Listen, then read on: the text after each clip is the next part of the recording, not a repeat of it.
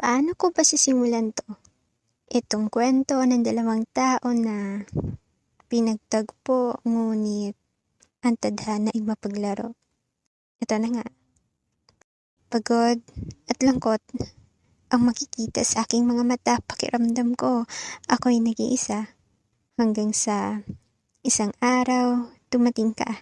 Dumating ka nang hindi inaasahan. Siyempre, sa una, hindi tayo nagkakakibuan, pero hindi din nagtagal dahil naging matalik na magkaibigan. Nang ika'y lubusang nakilala, na pagtanto kong iba na ang aking nadarama.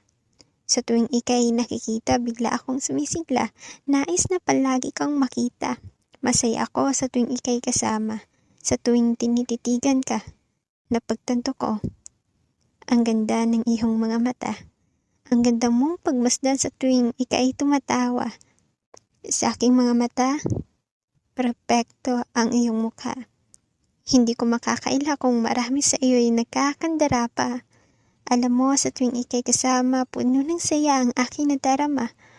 Ngunit, nasasaktan ako sa tuwing nasasaktan ka. Nangihina ako sa tuwing nangihina ka. Yung parang konektado tayong dalawa. Doon ko na lamang napagtanto, ikaw na pala'y iniibig ko. Pag-ibig na nais kong ibigay ng buo sa'yo, pagmamahal na gusto kong iparamdam sa'yo, ngunit paano? Hindi na maaaring magsama ang dalawang puso dahil parehas na tayong nakakandado. Mahal kita sa paraan na alam ko.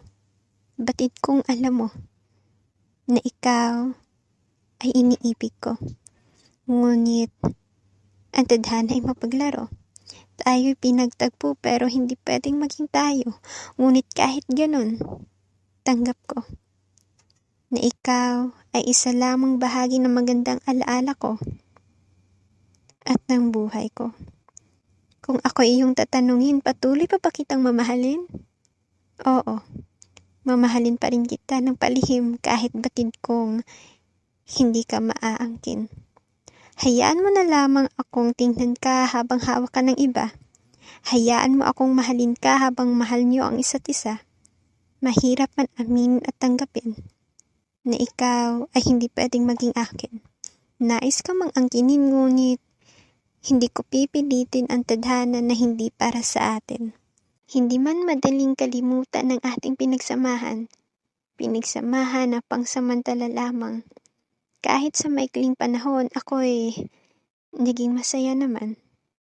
Hindi ko pagsisihan dahil wala namang dahilan, dahil minahal naman kita ng hindi sa pilitan.